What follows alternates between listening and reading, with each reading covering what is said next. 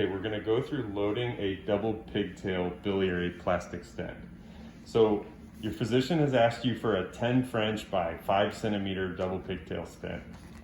When you grab your double pigtail stent, you're also gonna need to grab a 10 French delivery system. If they request a 7 French double pigtail, make sure you grab the 7 French delivery system. So always 2 components for double pigtail stents. So first what I'm gonna do is remove the delivery system from the packaging, remove the catheter from the hula hoop. We'll all use the same language. The black portion of the catheter is the introducer, the dark blue portion is the pusher. We'll remove our double pigtail stent from the packaging. When you remove the pigtail stent, take a look at it. There's always going to be one mark on one side of the double pigtail stent. That mark needs to be closest to the mark on the pusher. So I remember line to line or mark to mark. So then you're always going to know which end of the pigtail stent needs to be loaded onto the introducer. So I'm going to do my best to kind of straighten out the stent.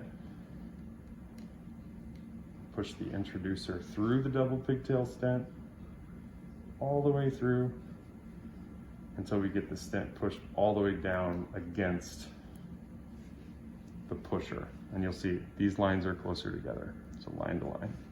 Now, at this point, there's probably too much introducer hanging out the tip of the double pigtail stent.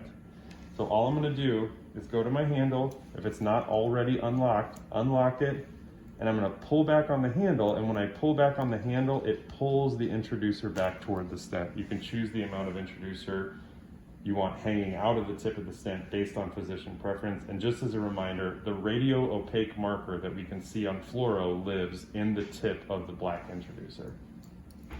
Once we're happy with the introducer, we're gonna lock that.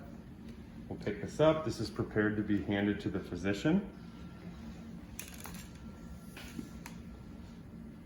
You're gonna load the guide wire into the black tip of the introducer.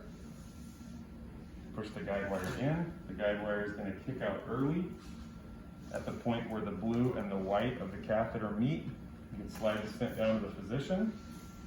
The physician will unlock. We're going to push the stent and the pusher down into the scope. As soon as they have enough stent and pusher in the scope, they can relock their guide wire. And they'll send it down the scope until it exits the tip. The stent just came out. In these procedures, it's important that the physician can visualize from the endoscope the transition between the stent and the dark blue pusher, because we want to make sure that the entire stent has exited the scope when we're ready to deploy.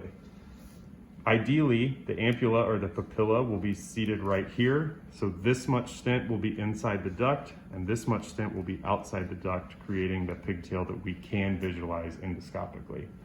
Once the physician is happy with the positioning of the stent, we're gonna do what we always do with plastic stents. We're gonna pull the wire and then fire, or pull the wire and then deploy.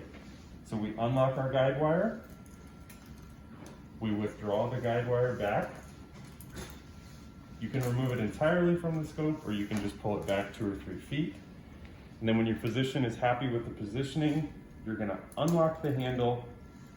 You're gonna withdraw on the metal stylet until you get to the point where green begins to exit the handle. We can tell the physician we're at the point of no return. If they're still pleased with the positioning, and if you would, go ahead and aim at the stent there. We're going to continue pulling back on the handle until it's all the way back. That will cause the stent to deploy. And then the procedure is over and we'll withdraw the introducer pusher from the scope.